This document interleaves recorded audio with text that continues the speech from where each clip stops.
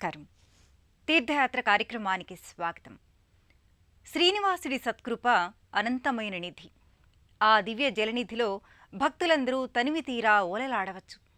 సర్వవ్యాపకుడైన పరమాత్మ కలియుగంలో శ్రీ వెంకటేశ్వరుడిగా సాకారమయ్యాడు. ఆనంద నిలయేశ్వరుడిగా తిరుమలపై వేంచేసిన స్వామి తన వ్యాపకత్వాన్ని సర్వే సర్వత్రా చాటుకుంటున్నాడు. ఎంత మాత్రమున ఎవ్వరు తలిచిన అంత మాత్రమే నీవు అని అన్నమాచార్యుడు కీర్తించినట్లుగా భక్తుల భావాలలో, హృదయ సంవేదనలలో స్వామి మూర్తిమత్వం ఒదిగి ఉంటుంది. ఆ పరంపరలో ఎన్నో శ్రీనివాస దివ్యధామాలు వెల్లివిరుస్తున్నాయి. ఆ నేపథ్యంలోనిదే మహారాష్ట్రలోని నాందేడ్ పట్టణం ధానేశ్వర్ నగర్లో నెలకొన్న శ్రీ చిన్మయ వెంకటేశ్వర మందిరం. ఈ మందిర విశేషాంశాల్ని నేటి తీర్థయాత్రలో తిలకిద్దాం.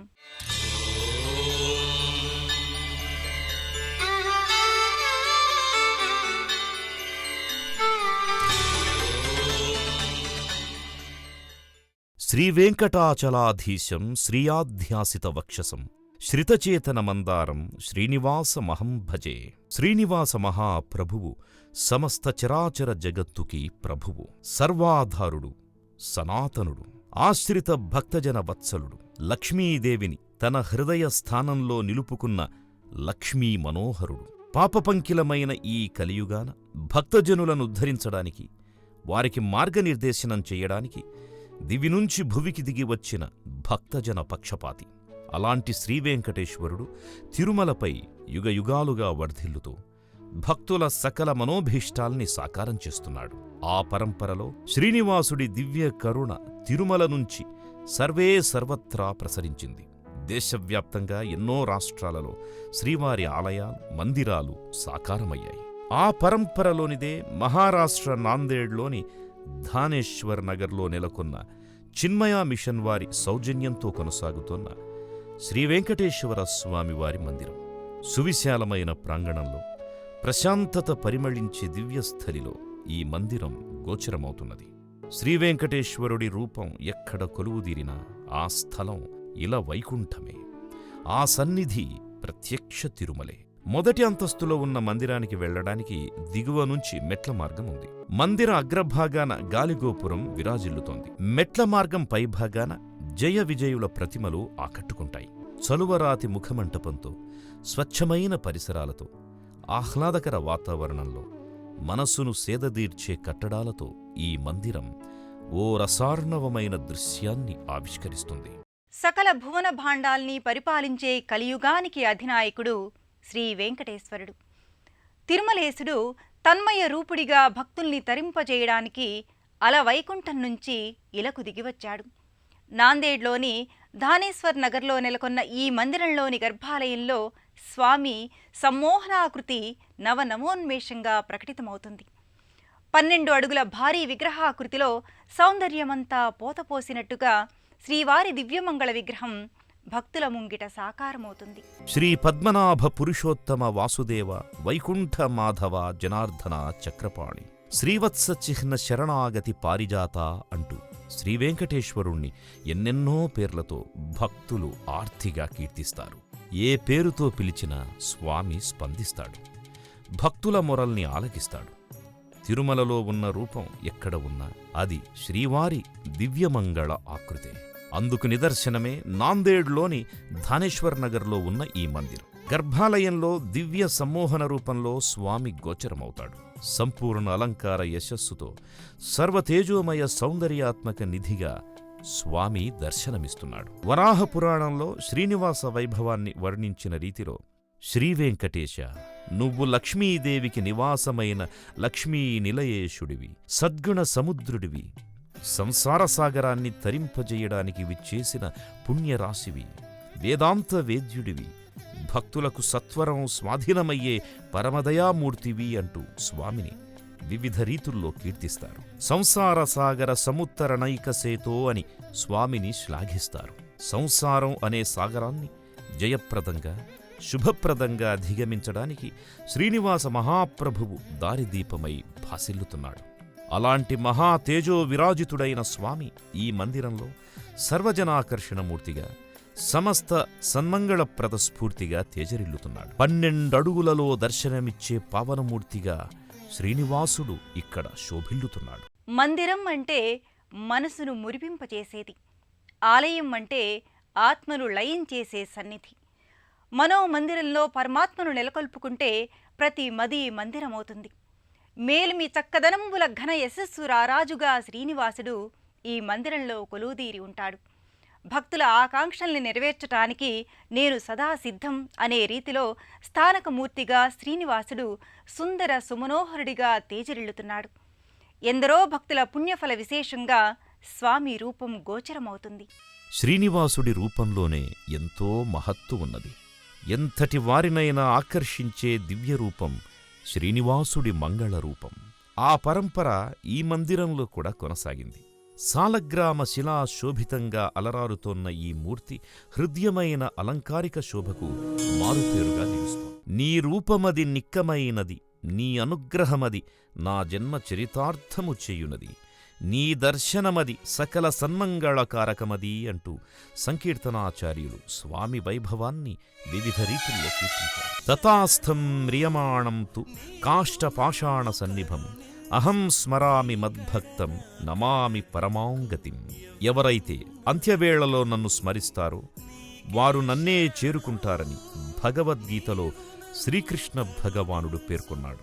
ఎవరైతే తమ మనస్సు శరీరం తమ స్వాధీనంలో ఉన్నప్పుడే విశ్వరూపుడైన నన్ను స్మరిస్తారో వారిని నేను సదా రక్షిస్తాను. అట్టివారు నా దయాసింధువులో నిరంతరం ఓలలాడుతారు అని శ్రీవేంకటేశ్వరుడు అభయమిచ్చాడు. లక్ష్మీదేవితో కూడి విగ్రహరూపంలో ఉన్న శ్రీమన్నారాయణుణ్ణి అర్చించడమే మోక్షప్రాప్తికి రాజమార్గమని లక్ష్మీ విశిష్టాద్వైతం ప్రతిపాదించింది. ఈ మందిరంలో నెలకొన్న మహావిరాన్మూర్తి శ్రీనివాసుడి హృదయ భాగంలో వ్యూహ లక్ష్మిగా అమ్మవారు దర్శనమిస్తున్నారు. ఈ మందిరంలో ఉన్న శ్రీనివాసుడి దర్శనం వల్ల భక్తుల సమస్త అభీష్టాలు సాకారమవుతాయని విశ్వసిస్తారు. పావన గోదావరి తీరాన ఉన్న ఈ మందిరం భక్తుల పాలిట పుణ్యాల పేటి. పలు ఉపాలయాలతో చూడచక్కటి ముఖమంటప సౌందర్యాతిశయంతో ఈ మందిర ప్రాంగణం భక్తులకు భవ్యానందాన్ని పంచుతుంది. స్వామివారి ముఖ్య మందిరానికి ఇరువైపులా శ్రీవారి ఇరు దేవేరుల మంగళకర మూర్తులుండడం విశేషం. గణపతి, మారుతి ప్రత్యేక మందిరాల్లో నెలకొని భక్తులకు శుభదీవెనలు అనుగ్రహిస్తారు. దక్షిణ గంగా గోదావరి సమీపాన ఉన్న ఈ మందిరం మరింత పవిత్రతను ప్రత్యేకతను సంతరించుకుంది. మరాఠీ సీమ గోదావరికి పుట్టిల్లు. గోహత్యాపాతకం సంక్రమించిన గౌతమ మహర్షి శివుడి కోసం చేసిన తపస్సు వల్ల గోదావరి అవతరించింది అంటారు. స్థూల శంకర రూపాలుగా భావించే 5 శిఖరాల్లో ఒకటైన బ్రహ్మగిరి నుంచి గోదావరి ఉద్భవించింది. గోవును బతికించి సకల సంపదలు వృద్ధి చెందడానికి కారకమైంది కాబట్టి ఆ జలవాహిని గోదావరి అయినది. జలసిరులు వెల్లివిరిసిన చోట నాగరికత పరిఢవిల్లుతుంది, జీవన వికాసం ప్రచోదనమవుతుంది. అందుకే సనాతన ధర్మంలో జలనిధుల్ని ప్రత్యేక దైవ సత్యరూపాలుగా ఆరాధిస్తారు. నదీనదాల పట్ల కృతజ్ఞత ప్రకటిస్తారు. ఆ నేపథ్యంలో దక్షిణ జీవనవాహిని అయిన గోదావరి నదికి ఎంతో ప్రశస్తి, ప్రత్యేకత ఉన్నాయి. పావన చరితగా, జీవన సరితగా, సకల సంపత్సమేతగా గోదావరి సాకారమయ్యింది. గోదారమ్మ తన పుట్టినింట పులకరింతగా, భక్తి పారవస్య సంభరితంగా వర్ధిల్లుతోంది. ఆ పరంపరలో గోదావరి తీరాన ఉన్న ఈ మందిరం ఎంతో ఆధ్యాత్మిక ప్రశాంతతను భక్తులకందిస్తోంది. శ్రీవారి నెలవుతో పాటు శ్రీహరి ఇరుదేవేరులైన శ్రీమహాలక్ష్మి, పద్మావతీదేవి విగ్రహాకృతులు ముఖమంటపంలో ఉంటాయి. ప్రధానాలయానికి, గర్భాలయానికి ఇరువైపులా ఈ తరహాలో ఇరుదేవేరులు ఉండడం ఇక్కడి ప్రత్యేకత. ఈ ముఖమంటపంలోనే సర్వకార్య సిద్ధిప్రద మహాగణపతి మందిరమున్నది. చిన్మయ మిషన్ ఆధ్వర్యంలో నిర్మితమైన ఈ శ్రీవారి సన్నిధి అద్వితీయమైన ప్రశాంతతకు ఆలవాలం. 2 అంతస్తులతో కూడిన ఈ కట్టడం చిన్మయ మిషన్కు సంబంధించిన మందిరాలలో పేరెన్నిక కన్నది.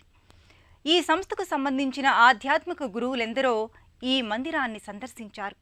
సామాజిక సేవ ద్వారా ఆధ్యాత్మిక చింతన అనే సందేశాన్ని చిన్మయ మిషన్ ఈ తరహా మందిరాల నిర్మాణం ద్వారా అందిస్తోంది. చిన్మయ మిషన్ ఆధ్వర్యంలో ఈ మందిరం నిర్మితమైంది.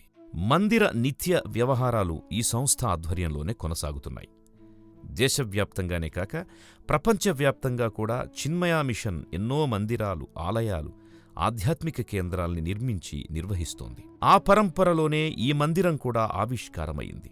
ఆధ్యాత్మిక చింతన ద్వారా సామాజిక పరివర్తన అనే నినాదంతో చిన్మయ మిషన్ తన కార్యక్రమాన్ని కొనసాగిస్తోంది. ఉపనిషత్తులోని దివ్యజ్ఞానాన్ని, భగవద్గీతలోని విలువల్ని మానవాళికి చేరువ చెయ్యాలనే లక్ష్యాన్ని చిన్మయ మిషన్ నిర్దేశించుకుంది.